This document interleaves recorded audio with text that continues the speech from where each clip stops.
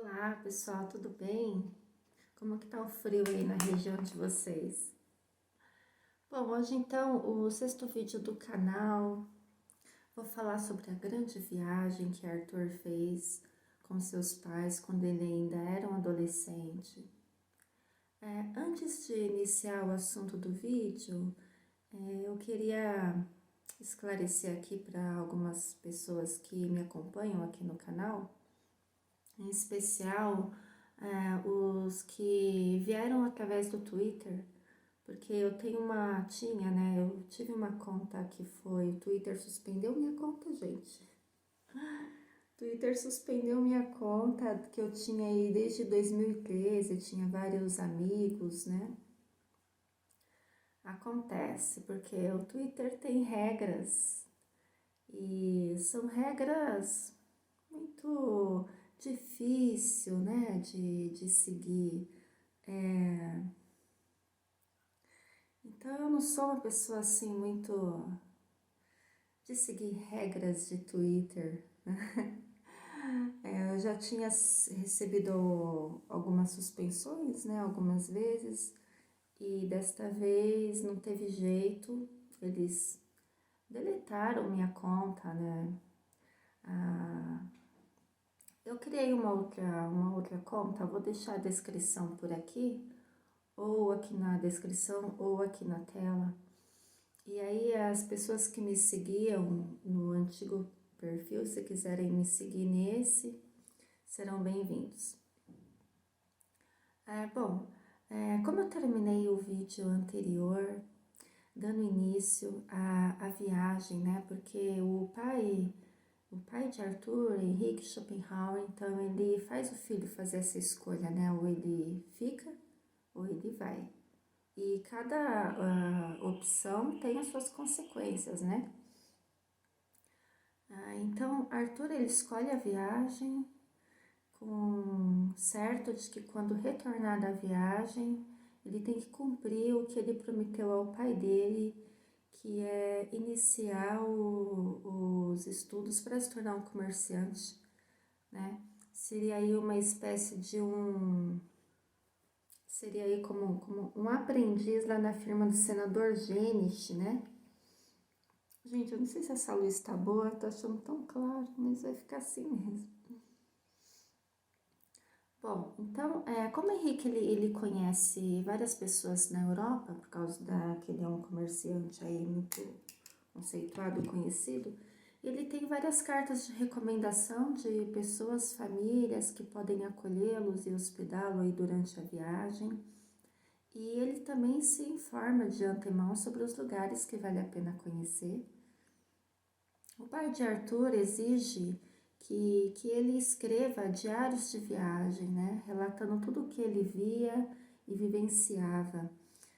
Detalhe, com caligrafia cuidadosa e na língua correspondente de cada país.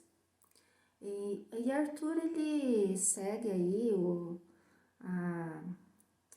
que o pai dele exige, né?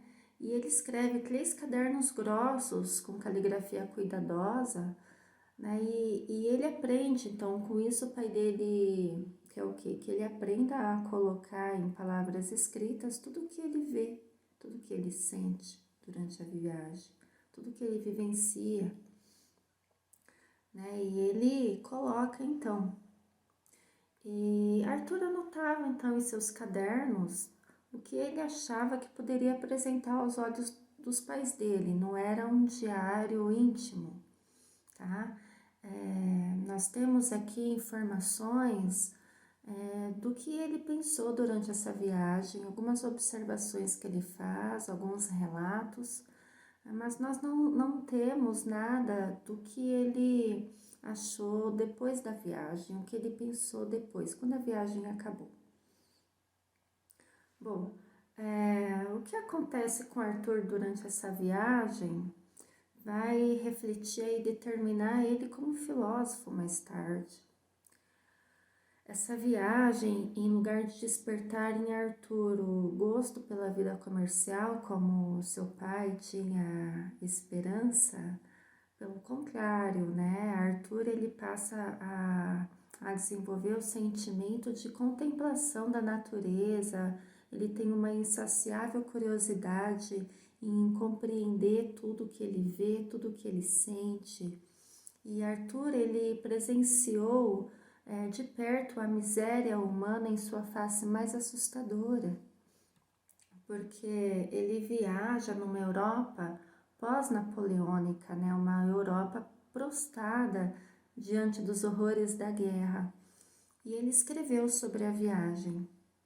Quando eu tinha 16 anos, sem ter ainda completado minha educação, eu me senti tão esmagado pela tristeza da vida como Buda em sua juventude. Só enxergava ao meu redor a velhice, a dor e a morte. Para mim, o mundo não poderia de forma alguma ser resultado de um caráter benevolente, mas bem ao contrário, obra de algum demônio, para divertir-se com a visão de tormento. Bom, a visão de mundo deste filósofo das grandes tragédias da vida teve início com esse jovenzinho sensível, né, e muito pensativo fazendo essa viagem. Ele via com detalhes tudo que se passava à sua volta, ele era muito observador, tá? E num dado momento, nas descrições, ele chega a se comparar com Buda, porque parece que Buda, ele vivia num palácio rodeado de riqueza, sem ter noção do que havia lá fora. E quando ele sai pela primeira vez, ele se depara com a fome, com a miséria, com o sofrimento, com a doença, né? E Arthur, ele escreve nesses cadernos, né? Nós temos alguns relatos de algumas passagens, né? Em Bremen, por exemplo, eles passaram pelo famoso Museu das Múmias, Museu de Múmias. Esse museu ainda existe, tá? O Museu de Blaikela, não sei se é assim que se pronuncia, mas e em Londres, os shopping halls tiveram acesso à recepção do Palácio Real. Aqui eles assistem a um cerimonial às damas da alta aristocracia. E Arthur escreve: pareciam camponesas fantasiadas. No jardim do palácio avistaram um casal real durante um passeio.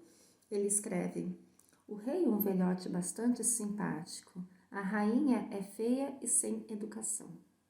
Então eu fui pesquisar quem foi o casal real aí na época de Arthur, e eu encontrei o rei Jorge III, e essa aqui provavelmente é a rainha que ele chamou de feia. Eles passavam noites nas hospedarias das aldeias, tá? Então, assim, eles não ficavam em hotel 5 estrelas, não. Eles ficavam em hospedarias bem simples. E ele chega a escrever aqui a experiência dele em uma dessas hospedarias. Aqui não encontramos cantorias, nem bebedeira, tudo era limpo, muito menos assistimos brigas ou escutamos pragas como é comum acontecer nas hospedarias de beira de estrada. Ao contrário, todos os clientes assentavam-se como camponeses bem comportados e bebiam somente café. Ao chegarem a Misterford, um dos Países Baixos, eles ficaram sabendo que a guerra entre a França e a Inglaterra estava outra vez em pleno andamento, e com isso a preocupação em prosseguir viagem e atravessar para a Inglaterra. Quando chegaram a Amsterdã, Arthur escreveu: superou de longe as minhas expectativas. As ruas são muito largas e por isso as multidões não são tão desagradáveis. E eles visitaram a Prefeitura Velha, que tem uma imagem aqui, é uma obra de um pintor holandês, é exatamente como era a Prefeitura Velha na época dele. Bom, continuando, a primeira vez que Arthur se sentiu levado a refletir sobre as coisas mais elevadas foi quando ele esteve nessa Prefeitura Velha, porque até o monumentalismo das estátuas de pedra, né? Causou muito impacto nele. Em Amsterdã, eles visitaram e participaram de uma cerimônia judaica.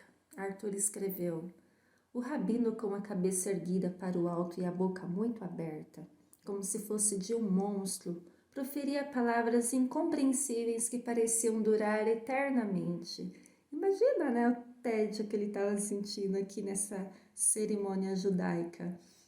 E ele escreveu também sobre os cantos das congregações protestantes, que, aliás, a família estava ligada, a família dele, os pais dele eram evangélicos, né?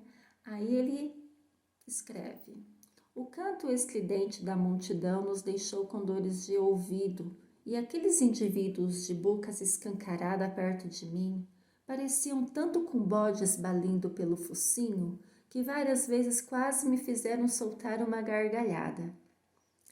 Gargalhada dei eu a primeira vez que eu li isso aqui. É que agora eu já acostumei. Olha, gente, ele é terrível, viu? Em Viena, ele enxergou o casal imperial austríaco enquanto saíam para um passeio.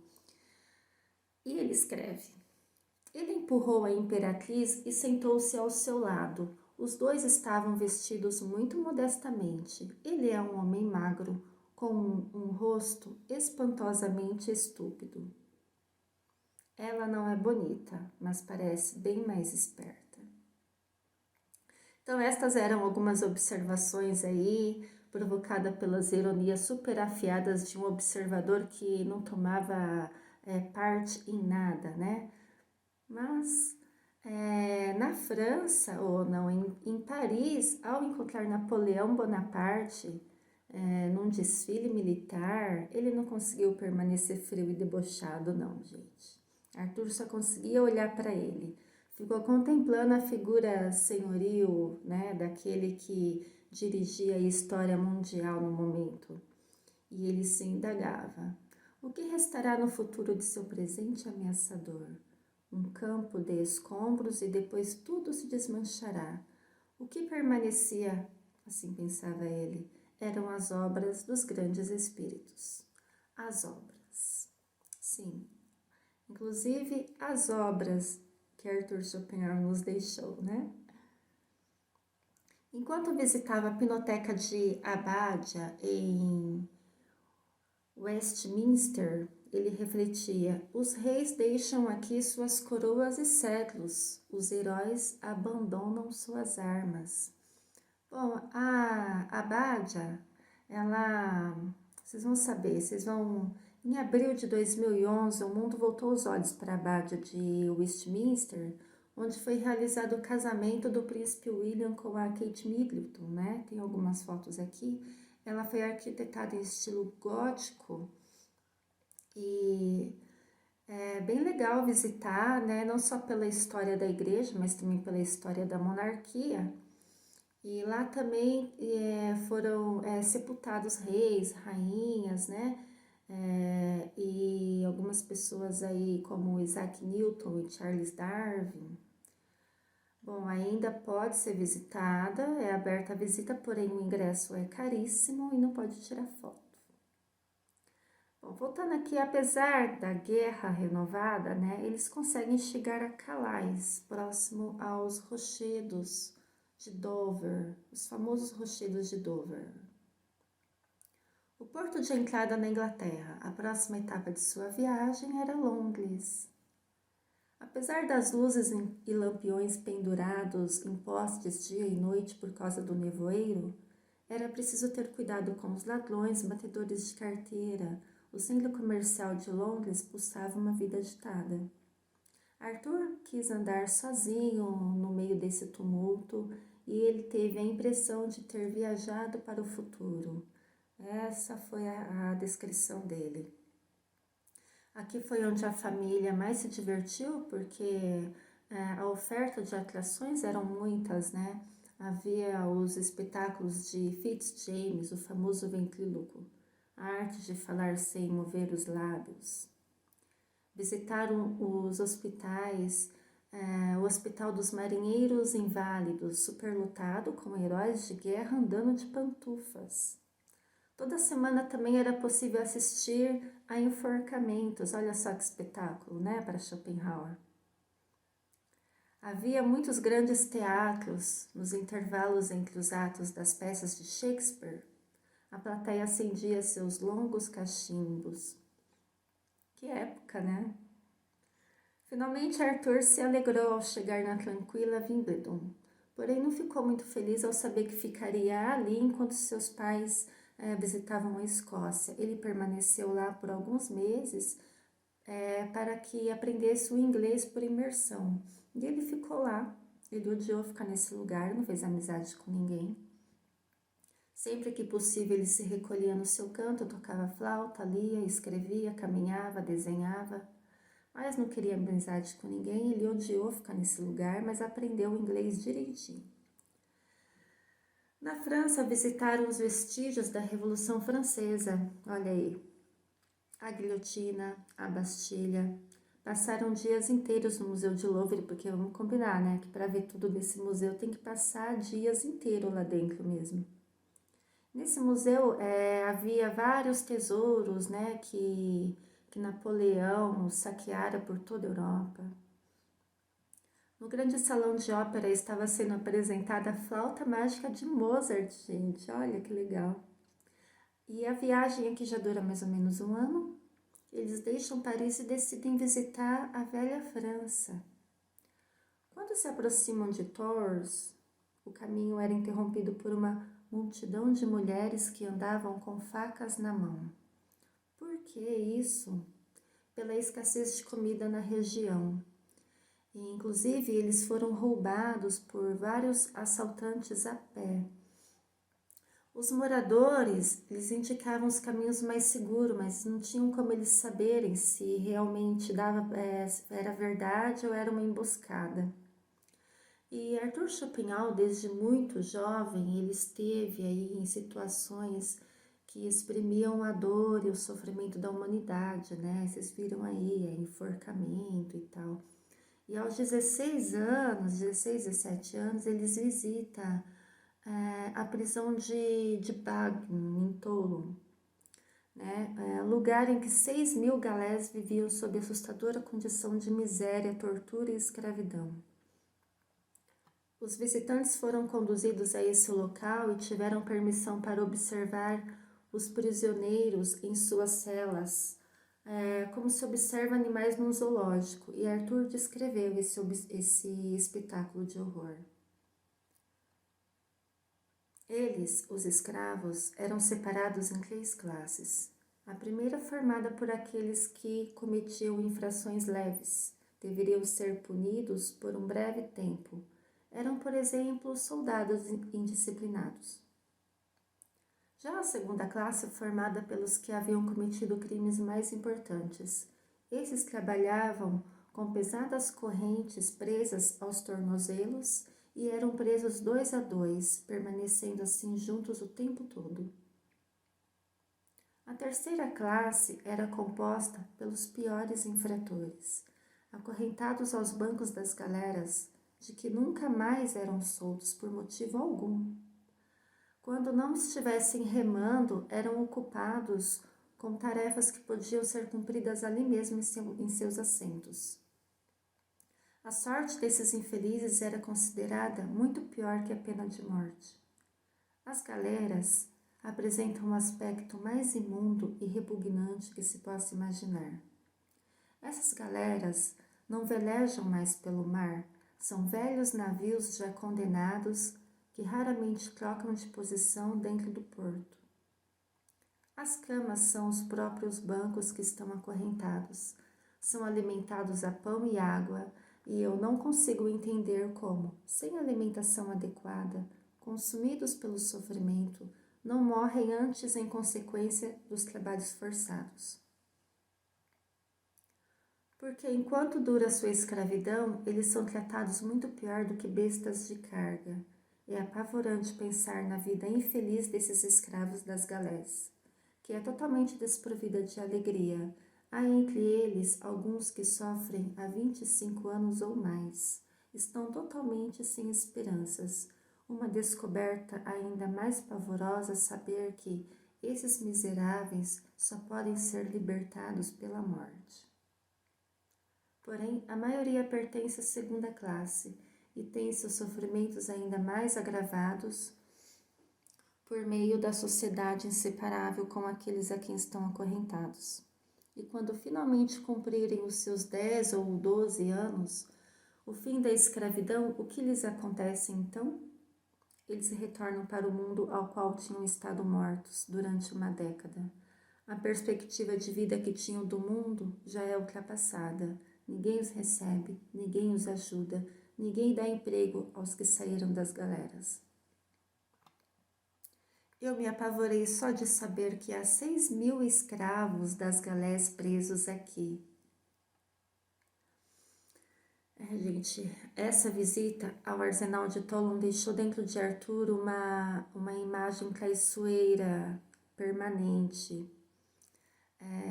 Quando ele explicou em sua Metafísica da Vontade, ele fala: todos nós somos escravos das galés das vontades. Acima de todo o poder da razão, estamos acorrentados a grilhões de ferro forjados pelos impulsos cegos da autoafirmação. As cadeias contra as quais nos debatemos nos prendem conjuntamente aos demais seres humanos. Essa visão de horror e sofrimento que marcou a filosofia de Arthur Schopenhauer, né? Como alguém pode se agarrar à vida naquelas condições? Tolon revelou ao filósofo a misteriosa força irracional que nos liga à vida.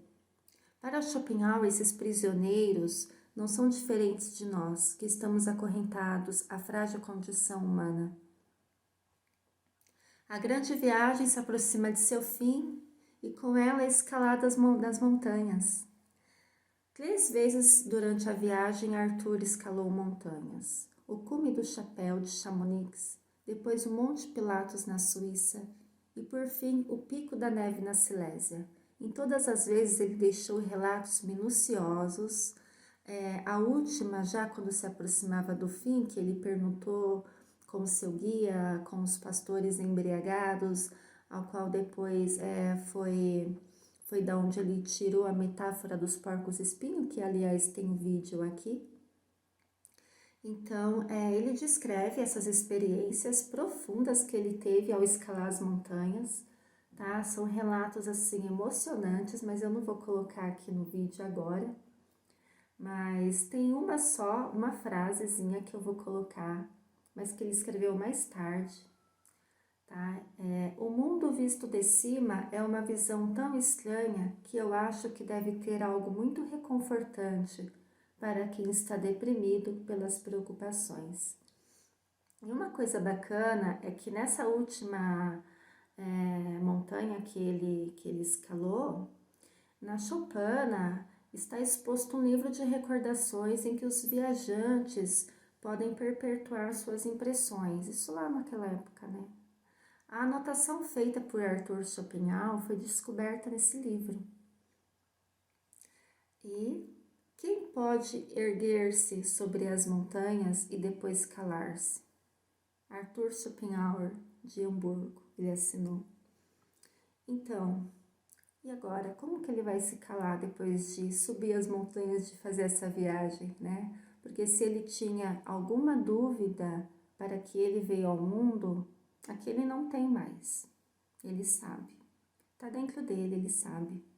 No entanto, ele prometeu ao pai dele que ele, ao retornar da viagem, ele vai para a firma do senador Genicht como aprendiz e vai cuidar das empresas do pai dele. O que acontece agora, gente?